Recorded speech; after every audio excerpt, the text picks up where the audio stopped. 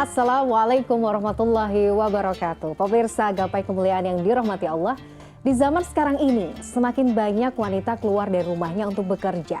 Sebagian besar dari mereka mungkin bekerja dengan berbagai alasan, misalnya untuk menambah penghasilan karena nafkah suami tidak cukup atau juga persoalan eksistensi diri.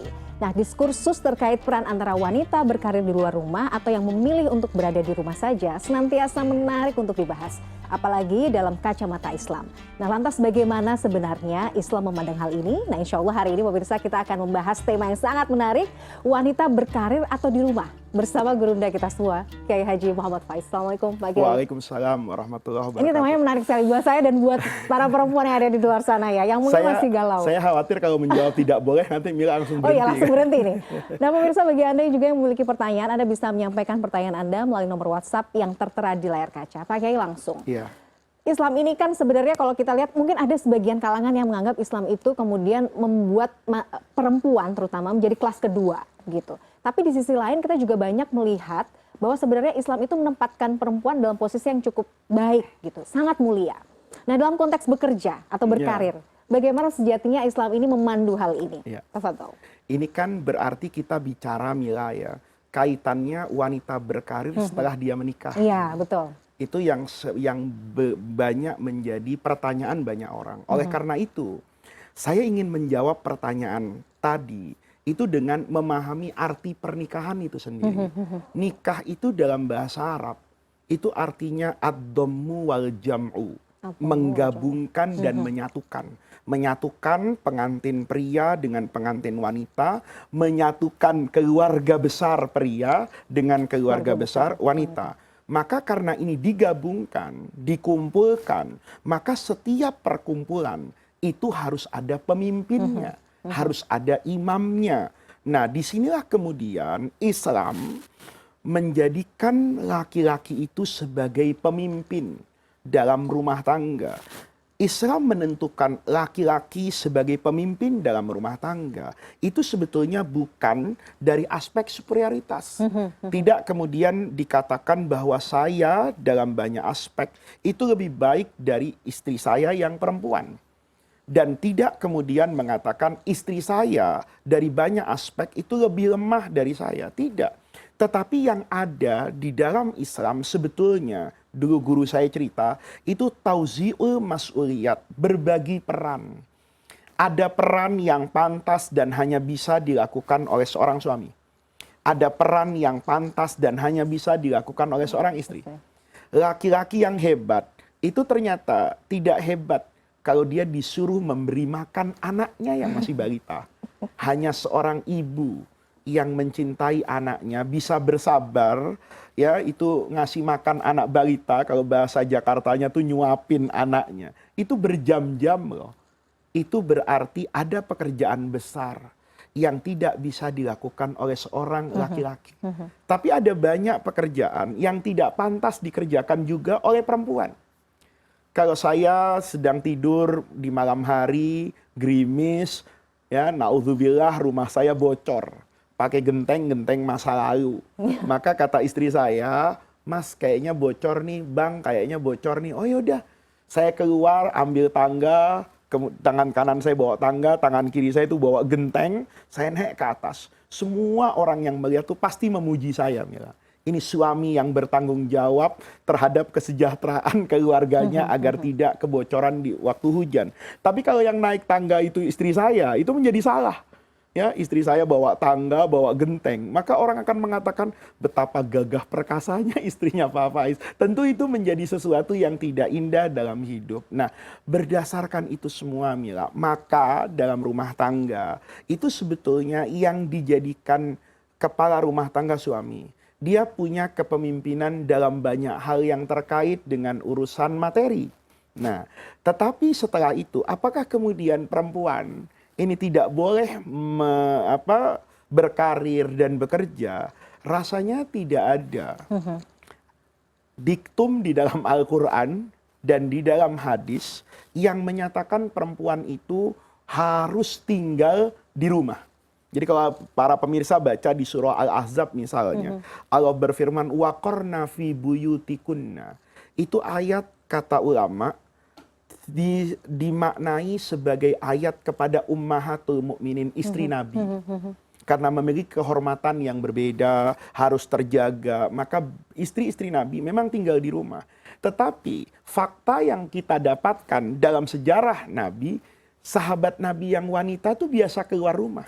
Ada yang belajar, ada yang ikut perang bahkan, menjadi perawat. Itu menunjukkan bahwa perempuan sejatinya itu tidak dilarang di dalam agama untuk melakukan aktivitas yang menjadi cita-citanya, keinginannya, selama nanti ada dalam norma agama dan kepantasan yang berkembang di tengah masyarakat. Oleh karena itu, ketika kita bicara bahwa dalam Islam antara laki-laki dan perempuan adalah pembagian kewajiban, pembagian fungsi dan peran, maka itu harus proporsional. Proporsionalnya, ketika ada masa di mana yang bisa melakukan itu hanya perempuan, lakukanlah itu sebagai karir yang tidak kalah mulia. Misalnya, anak-anak masih kecil, membutuhkan perhatian dari orang tua, pendidikan. Boleh jadi istrinya juga berkarir sebagai guru TK. Jangan sampai nanti anak orang disayang dan dididik, malah anaknya sendiri tidak mendapatkan itu. Tetapi tentu konteksnya akan berbeda. Ketika misalnya dia sudah membesarkan anak-anaknya, anaknya bisa hidup mandiri lepas dari orang tuanya, kemudian di rumah tangga sudah ada kesepakatan antara suami dengan istri, kemudian istrinya ingin kembali berkarir jadi guru TK tadi, suaminya berpikir, kalau istri saya kembali menjadi guru di TK, dia bisa memberi manfaat kepada banyak orang. Tapi yang pasti, saya makan siang di rumah sendirian. Apa ada yang salah? Kalau suaminya ikhlas, ridho dan mau. Kata suaminya, kata istrinya, abang aku berangkat ya ngajar. Iya, nanti abang makan siang gimana? Misalnya, suaminya bilang gampang. Ya, saya bisa order dari luar. Atau aku udah masak kok, tinggal diangetin. Suaminya ridho. Kemudian suaminya berpikir, kalau istri saya punya kemampuan mengajar generasi tunas bangsa ini, pahalanya juga saya dapat. Dia ridho. Apa yang salah dari situ? Nggak ada. Jadi konsep bekerja dan berkarir itu sebetulnya secara norma keagamaan, laki-laki dengan perempuan itu diberi kesempatan yang sama, tetapi pada lapangan pekerjaan yang sesuai dengan kadrat masing-masing. Itu yang sebetulnya diminta oleh agama. Ketika dia sudah berkeluarga, maka perlu ya bukan saja izin, tapi kesepakatan dari kedua belah pihak. Namanya juga hidup bersama. Nah, biasanya yang jadi pertanyaan Pak Kiai, misalnya nih ya, mungkin kondisinya seperti saya, anak-anak masih kecil gitu ya. Tapi sebenarnya masih pengen bekerja. Cuman saya tahu kalau saya bekerja memang ada hal-hal yang harus dikorbankan. Misalnya waktu dengan anak-anak. Nah kadang-kadang tuh banyak ibu-ibu juga yang galau. Saya gimana nih? Apakah saya harus resign aja? Ataukah saya harus tetap lanjut kerja? Sebagai bagian dari yaitu tadi. Bagaimana untuk bisa bertemu dengan bersosialisasi dengan masyarakat. Nah itu kan juga penting. Dan banyak yang galau. Tapi kita jeda dulu ya Pak Kiai ya. Dijawabnya nanti. Pemirsa jangan kemana-mana. Gapai Kemuliaan akan kembali setelah jeda yang satu ini.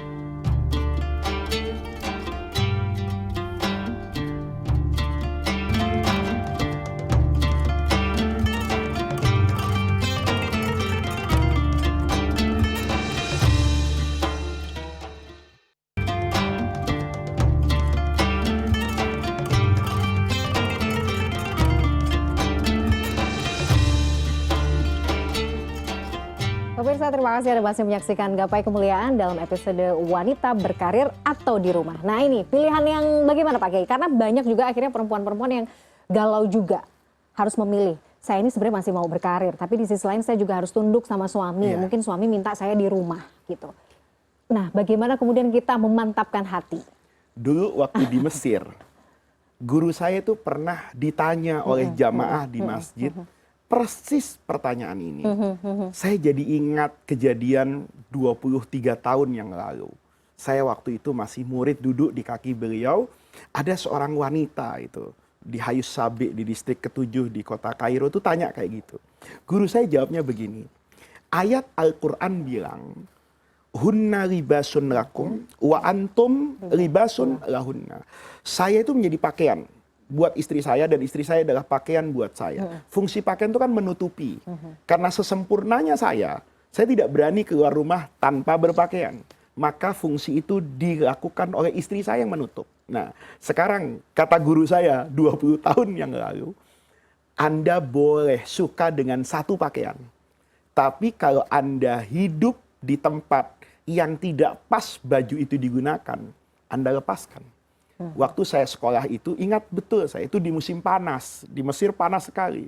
Kata guru saya itu suka jaket, suka jas, suka kain wool yang tebal. Tapi begitu musim panas, pasti saya copot. Anak saya itu sukanya pakai pakaian yang sederhana. Kaos, baju lengan pendek. Tapi begitu musim dingin, dia cari yang panjang-panjang. Maka pakaian itu bergantung dengan musim. Kalau ditanya, istri itu lebih baik di rumah atau lebih baik bekerja, saya selalu ingat nasihat guru saya. Lihat di musim seperti apa istrimu hari ini. Insya Allah. Kalau sedang musim anak-anak balita, maka akan dikatakan lebih baik dia ada di rumah. Tanpa menutup kemungkinan dia tetap melakukan aktivitas terbatas dan memenuhi kewajiban anak tadi. Tetapi ketika musimnya memang sudah berganti, guru saya itu menunjuk kepada dirinya. Seperti saya, anak-anak saya sudah besar. Istri saya dulu hafal Quran. Masya Allah. Belajar tafsir di kuliah yang sama di Al-Azhar. Bertahun-tahun dia mengabdikan dirinya untuk saya dan anak-anak. Hari ini anak-anak sudah besar. Saya kalau sekedar makan sudah bisa mengambil roti sendiri. Maka saat itu bagian dari kewajiban saya adalah membahagiakan belahan hati saya. Saya katakan kepada istri saya, yuk mulai sekarang manfaatkan ilmu yang dahulu kamu tanam 30 tahun yang lalu. Maka istrinya mulai mengajar ke kampus. Dan beliau mengantar itu. Dan saya melihat dengan mata kepala saya sendiri. Kalau kita sedang ke rumah, kadang-kadang kita yang disuruh masak. Kenapa? Istri saya sedang menguji doktor di Al-Azhar. Kita belum makan kan, di sini ada makanan, ayo kita masak bersama. Ada teman saya, orang Aljazair bertanya, guru, apa rumah tangga seperti ini yang ideal, yang diinginkan oleh Rasulullah? Apa kata beliau? Rasulullah itu mengajarkan kecintaan kepada semua orang. Ketika saya bisa mencintai istri saya dengan kehilangan kesempatan makan siang yang sudah saya rasakan berpuluh-puluh tahun, sementara dia masih kehilangan rasa indahnya mengajar depan mahasiswa puluhan tahun, bagian dari cinta saya sekarang bertukar peran. Di masa usia yang senja, saya biarkan istri saya untuk mengambil apa-apa yang dahulu belum pernah diambil oleh dia, dan saya menghentikan apa-apa yang selama ini sudah saya ambil. Beliau tidak ngajar di kampus, beliau ngajari di masjid setiap malam. Gitu. Sehingga setiap pagi yang ada di rumah itu beliau, istrinya yang pergi mengajar ke kampus, dan rumah tangganya sakinah, mawaddah, warohmah, dan yang paling penting Mila, kedua orang itu sangat mengerti tentang agama. Indah ya kalau posisinya seperti itu ya Pak Kiai. Nah tapi di sisi lain juga kita melihat kasus yang kemudian terjadi, misalnya si suami ini kemudian tidak bisa memenuhi semua kebutuhan rumah tangga. Akhirnya mau nggak mau memang si istri harus bekerja keluar rumah.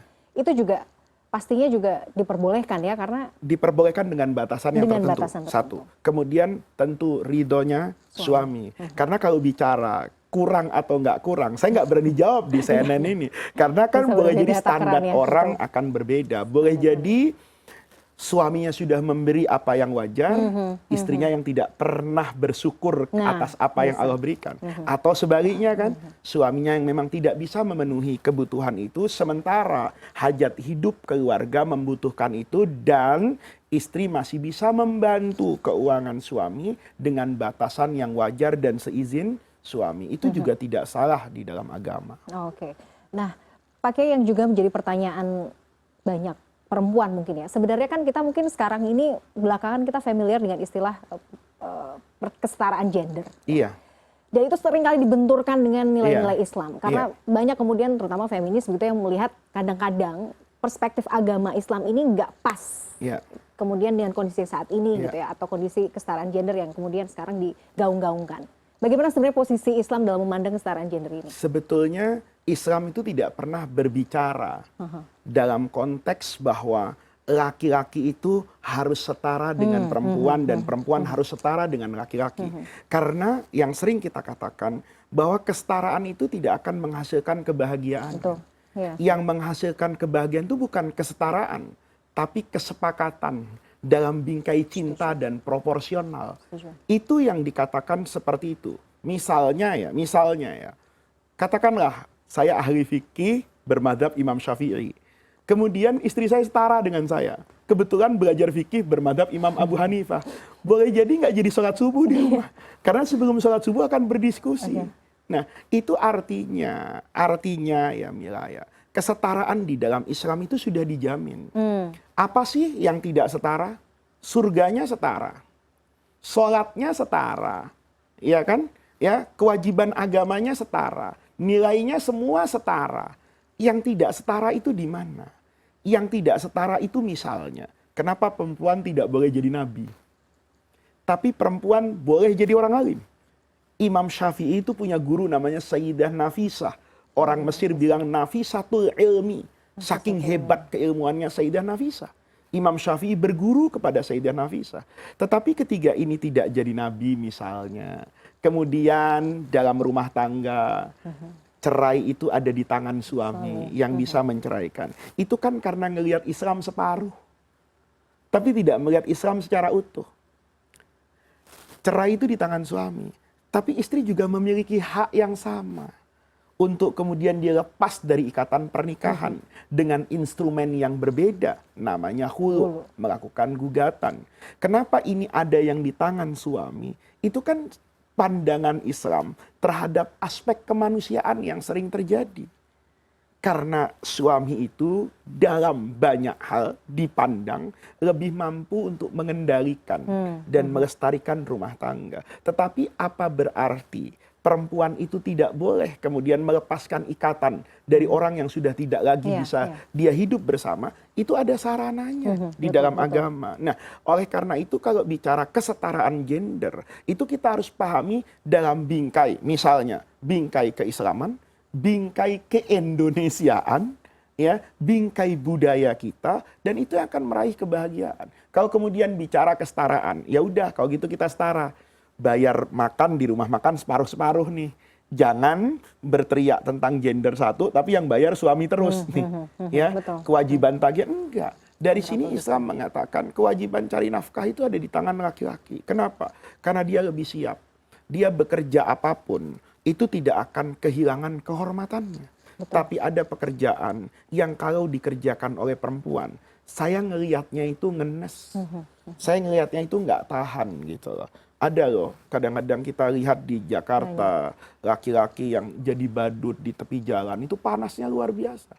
Tapi saya katakan betapa bertanggung jawabnya orang itu. Tapi ketika itu ternyata seorang wanita, ada rasa yang berbeda. Dan saya pikir semua wanita, ya, semua wanita yang sadar akan kewanitaannya, itu tidak berharap kok di rumah tangga pasti sama. Pasti sama. Saya sering bilang kan, Mila, ada sesuatu dalam kemanusiaan itu yang nempel bagus sama perempuan. Lemah lembut, secara fitrahnya begitu ya. Lemah gemulai. Ada yang bagus kalau nempel sama laki-laki, gagah perkasa. Tapi kalau menjadi sama semuanya, itu tidak menjadi indah. Sentuhan ibu di dalam rumah, itu akan terasa mendatangkan kedamaian dan kecintaan daripada sentuhan seorang bapak. Rapinya rumah yang karena istri, ya, berpakaian suami yang baik karena istrinya. Itu berbeda kan daripada istri yang berpakaian baik karena suaminya pintar menata pakaian. Nah, itu semuanya sebetulnya tidak bias gender, tapi berbasis kepada pembagian tugas sesuai dengan kepantasan. Masya Allah, ini menarik sekali ya. Iya. Kita akan bahas, Pak Kiai, kita akan lanjutkan pembahasan ini. Pemirsa jangan kemana-mana, Gapai Kemuliaan akan kembali setelah jeda yang satu ini.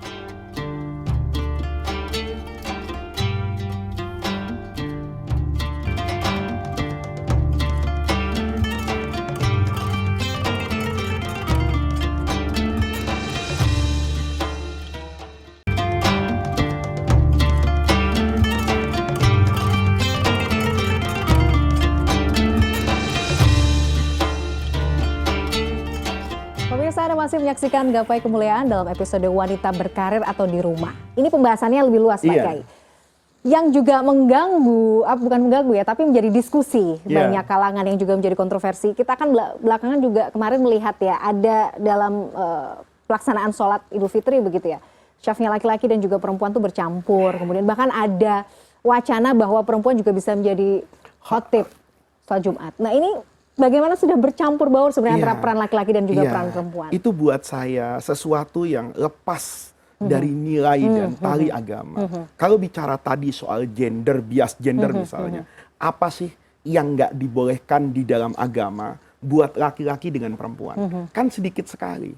Misalnya nih ya, misalnya ya dalam sholat, semua yang dikerjakan laki dengan perempuan itu sama. Enggak? Yang beda di mana? Yang beda soal imam dan soal saf tadi.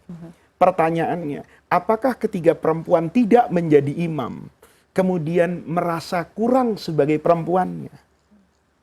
Saya sholat, sering sekali di masjid itu saya menjadi makmum. Tidak menjadi imam. Tapi imamnya, ini mohon maaf ya, itu kadang cium tangan dengan saya, menghormati saya, tanpa ada orang kemudian memiliki jalan pikiran bahwa saya kalah mulia dengan imam tadi. Karena menjadi imam atau tidak menjadi imam itu kan juga bukan ukuran kesolehan dan kebaikan gitu loh. Ada orang yang seumur hidupnya jadi makmum, tapi di sisi Allah mungkin lebih mulia dari saya yang sering menjadi imam. Nah, yang seperti ini kan kita sering sekali ya, hanya melihat sisi itu kemudian mengatakan Islam ini bias gender. Kalau harus menjadi imam misalnya, Mila bayangkan berdiri di tengah shaf laki-laki, kemudian harus mengatakan luruskan barisannya, misalnya ada yang kurang lurus, coba yang itu diluruskan. Itu kan jangan berbicara secara konsep lah. Tapi ketika mengimplementasikan itu bagaimana gitu loh. Khutbah Jumat itu bukan ceramah gitu loh. Kemudian naik ke atas mimbar, di depannya adalah laki-laki. Ini kan terkait dengan banyak hal. Apa ketiga safnya perempuan ada di belakang, itu kemudian menunjukkan bahwa perempuan itu terbelakang? Enggak juga. Banyak kok perempuan-perempuan yang sukses di rumah sebagai ibu rumah tangga, punya predikat ilmiah yang luar biasa, tidak pernah mempermasakan saf perempuan di depan atau di belakang. Nah, ini justru ketika ada orang mempermasalahkan, itu saya pikir orang yang tidak bisa merasakan kelebihannya sebagai perempuan, sehingga dia ingin sampai ke sana. Padahal kalau dia bisa mencari pekerjaan lain yang lebih positif dan akan mengagungkan keperempuanan dia, sukses sebagai ibu, sukses misalnya sebagai rektor yang memberikan warna di salah satu kampus, kemudian ketika masjid kampus sholat Id misalnya, ibu rektor ada di belakang. Apa kemudian mengurangi kehormatannya? Apa setelah sholat orang akan ke depan atau ke belakang? Saya akan ke belakang. Kenapa ke belakang? Ibu rektor di belakang kita salaman. Itu hanya pikiran orang-orang yang sempit. Yang kedua, close-minded. Yang kedua, boleh jadi justru ketiga perempuan ada di belakang, itu memberi pengaruh apa itu? Positif. Dia ingat, sehebat-hebat saya di rumah harus menghargai imam dan pemimpin saya dengan segala kekurangannya. Pelajaran itu bagian dari pelajaran kemanusiaan. Orang yang selalu di depan, itu akan sulit untuk berada di belakang. Tapi orang yang pernah ada di belakang, dia mengerti betul akan pentingnya menghargai yang ada di depan. Dan itu buat saya, Mila, sesuatu yang perlu kita sadari. Jangan kita berdebat gender itu di ruang kosong. Karena tidak ada peran substantif dalam kehidupan sosial, keagamaan, kemasyarakatan, kenegaraan. Perempuan yang dihalang-halangi. Kita punya menteri keuangan yang dalam beberapa periode itu juga seorang perempuan. Kita banyak punya guru teladan itu seorang perempuan. Hari ini misalnya astronot sudah juga perempuan, yang membawa pesawat terbang itu sering sekali saya naik pesawat terbang itu ternyata pilotnya adalah seorang perempuan. Dia sudah mendapatkan semuanya. Ketika kita hanya mempermasalahkan sesuatu yang tidak substantif dalam agama, itu kan kalau dalam pandangan saya sepertinya hanya ingin menutupi kekurangan pribadi yang berbicara, sementara banyak orang yang tidak merasakan adanya bias gender dan dia sukses dalam kehidupan kesehariannya. Masya Allah. Jadi sebenarnya kalau kita melihat, menelisik lebih jauh ya, Justru Islam itu yang betul-betul mengatur secara proporsional. Iya, secara proporsional. Laki-laki dan perempuan. Iya. Loh, kalau soal misalnya saya dengan istri saya harus izin sama saya keluar. Pertanyaannya adalah, ketika saya tidak mengizinkan, apa pasti perempuan itu tidak boleh keluar rumah? Iya. Agama mana yang mengajarkan seperti itu? Kita baca kitab kuning kok. Saya setiap hari itu ngajar kok. Kalau ada laki-laki yang menggunakan kesewenang-wenangan, itu namanya dalam fikih itu at-ta'assufu fi istiqdamil haq. Apa yang menjadi hak saya, itu saya muta'assif. Saya gunakan secara kesewenang-wenangan.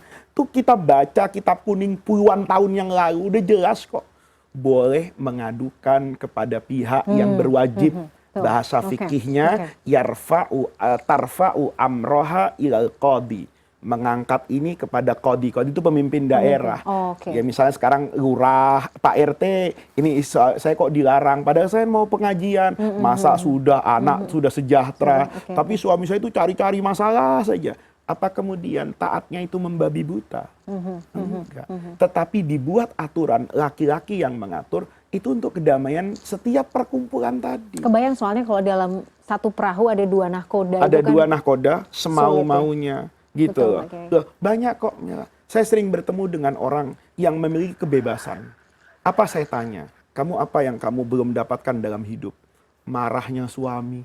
Saya kangen dimarahi. Dimarahi. Ada anak yang hidup bebas. Dia menjadi rusak. Kenapa? Karena saya nggak pernah dimarahi ibu. Saya merasa ibu tidak pernah hadir dalam hidup saya. Kenapa? Karena tanpa aturan. Ketika dibuat aturan penghormatan itu, kan untuk kebaikan bersama.